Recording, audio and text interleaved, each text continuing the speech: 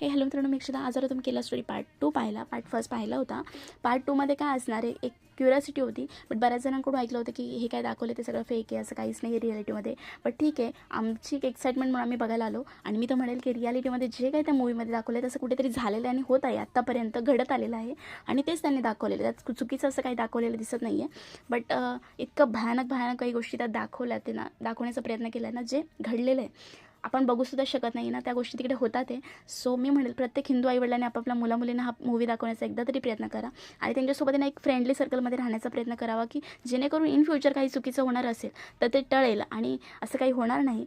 आणि बाकी आपलं हिंदुत्व जपण्याचा आपण पुरेपूर प्रयत्न करावा, प्रत्येकाने करावा. सो मी तरी सांगेल की प्रत्येकाने आपल्या फॅमिलीसोबत हा पार्ट 2 नक्की बघावा.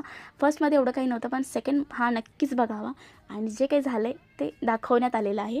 सो आजचा ब्लॉग पण संपत. असेच व्हिडिओ पण चॅनल लाईक करा, शेअर करा, सबस्क्राईब करा. भेटूयात नेक्स्ट ब्लॉगमध्ये. Bye bye.